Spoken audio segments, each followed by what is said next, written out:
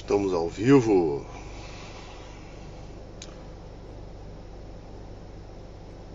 Sim, muito bom dia. Estamos pontualmente cravado aqui 7h30, iniciando o nosso papo matinal número 10. Fala, meu camarada, seja bem-vindo, Davidson. Tudo bem? Fica conosco aqui. Bom dia, escolar, tudo bem? Estamos aqui pontualmente 7h30, começando o nosso papo matinal número 10, hoje cravado no horário, né, para os nossos 10, 15 minutinhos de conversa matinal aqui sobre um tema relevante, né? Sobre um tema relevante. Vamos esperando aí o pessoal ir entrando. Hoje aqui no Rio de Janeiro, um climinha simulando um frio, né, um pouquinho de chuva, talvez. Vamos lá. Bom dia, meu amigo. Tudo na paz? Continência demorada aí pra você. Como é que você tá, meu amigo? Você tá por onde, hein? Me conta aí. Por onde você anda aí? Olá, Paula. Tudo bem? Bom dia, bom dia. Que bom te ter por aqui também. Seja bem-vinda. Seja bem-vinda. Vamos esperar aí, ó, um minutinho pra gente poder começar o nosso papo matinal hoje. Número 10. Tudo bem? Como é que tá a família, Paula? Tudo na paz? Tudo em cima?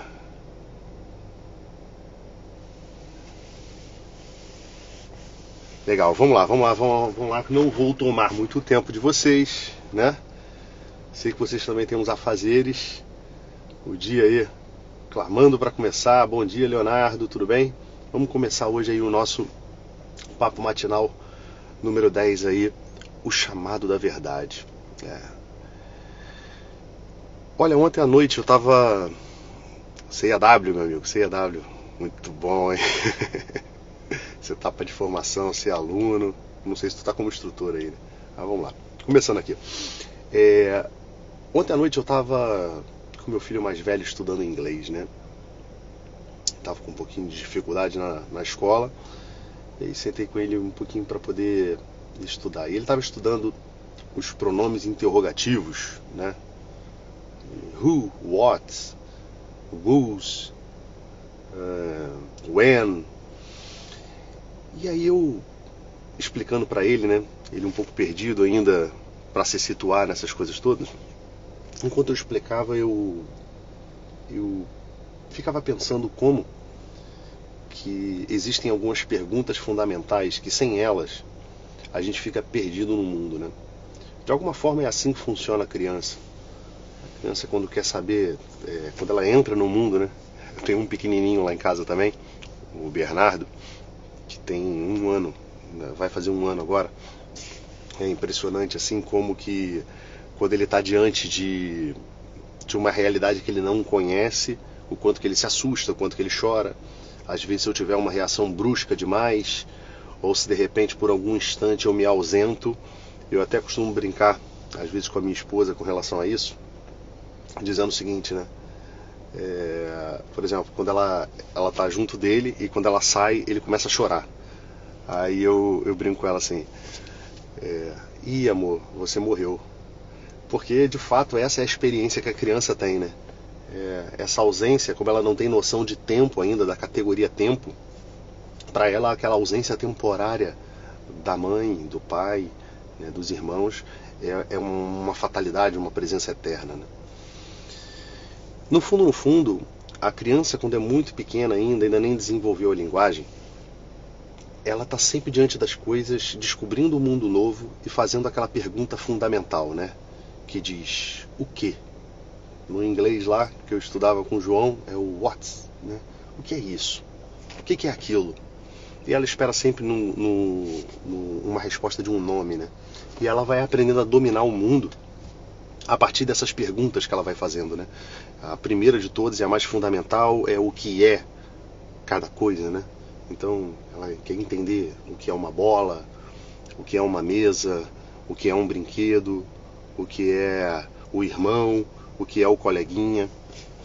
Mas veja que isso ainda é um domínio muito básico, né? O domínio de saber o nome das coisas não me garante ainda um domínio completo na vida. Porque existem outras perguntas que a gente vai desenvolvendo conforme a gente vai amadurecendo, né? Com o tempo a gente vai aprendendo a separar, né, uma pergunta para a gente saber quantos, por exemplo. Quantos são? A gente começa a ter essa noção numérica, né, de quantidade. A gente começa a desenvolver também as perguntas no qual a gente quer saber a qualidade das coisas. Então a gente pergunta que cor, né, se é grande, se é pequeno, se é macio, se é rígido, se são todas as qualidades que a gente começa a perguntar. Então existem essas perguntas fundamentais que nós precisamos na vida para a gente poder se orientar. E isso que a gente percebe na vida das crianças, a gente percebe também na nossa vida, né? O quanto que muitas das vezes aquilo que nos leva ao consultório e aos problemas psicológicos, eles estão na falta de domínio sobre essas perguntas. O que é uma pessoa que precisa de um atendimento psicoterápico, que precisa buscar um terapeuta, precisa buscar um psicólogo, às vezes, enfrentando seus problemas? Uma pessoa que ainda não tem o domínio sobre uma realidade da sua vida e às vezes se perde em algumas perguntas fundamentais, né? Ora, eu não tenho dúvida, né, que nos tempos de hoje nós estamos profundamente presos num abstracionismo, né? Eu já usei esse termo também em outra live, né? Num psicologismo, numa busca assim, profundamente abstrata na vida. Então veja, quando a gente está com algum problema, o que é comum às vezes as pessoas elas chegarem na terapia abordando, né? E qual é o grande trabalho do terapeuta? As pessoas chegam normalmente dizendo assim: ah, Maurício, eu estou ansioso, eu sinto uma tristeza no meu peito que não some, todos os meus dias são traduzidos em angústias. É sempre uma pergunta que é o seguinte: beleza, Maurício, uma outra demanda que vem: Maurício, eu estou casado, né? Converso muito aqui com a minha esposa e eu preciso melhorar. Aí a pergunta que eu sempre faço, né? O grande trabalho do terapeuta é ajudar essa pessoa a fazer essas perguntas fundamentais para que elas saiam desse mundo abstrato e elas comecem a materializar aquilo que elas estão vivendo, aquilo que elas precisam, né? Então quando uma pessoa me diz assim: Maurício, eu quero melhorar. O que é melhorar? O que é melhorar? O que isso representa no mundo real? Então vocês percebem que esse abstracionismo, né, essa falta dessas perguntas fundamentais, elas povoam o nosso dia por completo, né, a nossa vida. Veja, nós estamos nos aproximando do final do ano, né, e vem aqueles tradicionais propósitos de ano novo. Então a pessoa faz lá o propósito, lá, ser uma pessoa melhor. Ou às vezes até um pouco mais específico, quando ela diz assim, ser uma pessoa generosa. Beleza, e eu te faço a pergunta: o que é ser uma pessoa generosa? O que é ser uma pessoa melhor? Vou fazer ainda uma outra pergunta fundamental, né? Como a gente falou aqui da criança, que ela vai evoluindo nisso, né? O quão generoso você precisa ser? O quão melhor você precisa ser? Ou seja, uma noção de quantidade. Em que situações? Por quanto tempo? Quando? Onde? Em que lugar? Veja que se a gente faz propósitos genéricos demais, a gente está falando de uma coisa que ainda não existe, uma coisa que não é concreta. Então, falta muitas das vezes nos nossos dias a concretude. Você mesmo que está aqui agora me ouvindo, né? Provavelmente você está aqui hoje tentando ouvir uma mensagem de sabedoria, uma mensagem que te leve a refletir para que você possa conduzir o teu dia, né? Para que você possa viver um dia com um propósito. Mas veja que se a gente fica preso aqui num abstracionismo, numa intelectualidade da coisa, beleza, a pergunta é o seguinte no final de tudo: o que você vai fazer no seu dia hoje que possa melhorar? A verdade né? Todas as vezes que a gente está ouvindo uma palestra, que a gente está esclarecendo a nossa mente, o nosso coração, que a gente está fazendo terapia, no fundo, o que a gente está fazendo? A gente está tentando iluminar a nossa consciência e conhecer uma verdade. Conhecer uma verdade. Mas a verdade, ela tem sobretudo um chamado. A verdade, ela tem um chamado. O chamado da verdade é se encarnar. É realmente entrar no mundo e ter corpo, forma, matéria.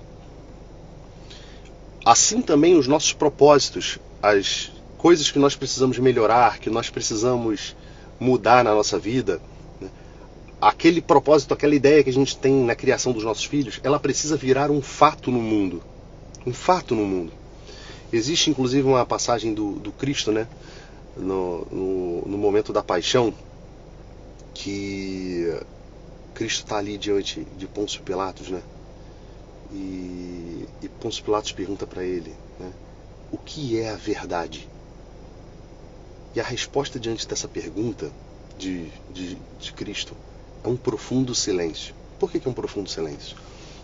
Porque não há palavras para significar isso. A verdade está ali, ó, escancarada, rasgada, ferida diante dele, né? A verdade está materializada no mundo. De alguma forma, a gente precisa entender que nem sempre o esclarecimento da verdade para a nossa vida, né? A verdade, e veja que eu não estou falando de coisa genérica, eu estou falando de uma situação real, né? Por exemplo, Maurício, eu estou com uma crise conjugal, eu estou com uma dificuldade de me concentrar no meu trabalho. Beleza, precisa de uma verdade que cure tudo isso daí. Agora, essa verdade, ela não é uma resposta intelectual. Ela é uma verdade chagada diante de você. É necessário que você abra os seus sentidos, que você veja, que você olhe, que você escute, que você aguce os seus sentidos diante da vida, diante da realidade, para que você possa reagir diante daquela situação, diante daquela verdade. A pergunta é: qual é o fato no mundo que representa isso que você precisa? Só que por que nós não queremos saber disso, né? Porque nos falta às vezes humildade. Nós somos orgulhosos demais. Nós achamos que estamos sempre predestinados para coisas grandes na vida. E todas as vezes que a gente tenta materializar uma melhora, nós damos de cara com uma impotência nossa. Veja, quando você diz para mim: Maurício, eu preciso ser mais generoso. E aí, ao que eu preciso te conduzir? É o seguinte: o que é ser generoso nesse mundo para você? Para você não, né? Porque existe uma verdade sobre o que é generoso, mas o que é ser generoso na tua realidade? Maurício, eu não sou generoso porque é o seguinte: eu fico calculando o meu tempo dentro de casa. Por exemplo, o tempo que eu tenho que dormir, o tempo de diversão. Então, ser generoso para você significa doar um pouco mais de tempo para alguma coisa. Mas vamos tornar isso concreto. Como isso vira um propósito de verdade que pode ser cumprido, que vai te fazer melhorar? Se você chegar e dizer o seguinte: aquele tempo que eu dedicava para jogar videogame, eu vou dedicar aqui agora como um tempo de qualidade junto com os meus filhos. Um tempo de qualidade para conversar com a minha esposa sobre a educação dos meus filhos.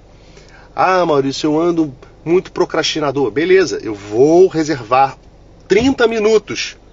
Mas só 30 minutos? Só 30 minutos no meu horário para eu estudar uma coisa que é importante para a condução do meu trabalho. Eu vou estudar aqui, sei lá, processos, marketing, alguma coisa, 30 minutos. Ou seja, materializar os nossos propósitos. O grande chamado da verdade é se encarnar no mundo, é ter uma matéria, é ter uma forma. A gente vive um mundo de intelectualismo. E o mundo intelectualismo, o intelectualismo no mundo, né, é o espaço perfeito para o demônio. O demônio não tem corpo, não tem matéria, né?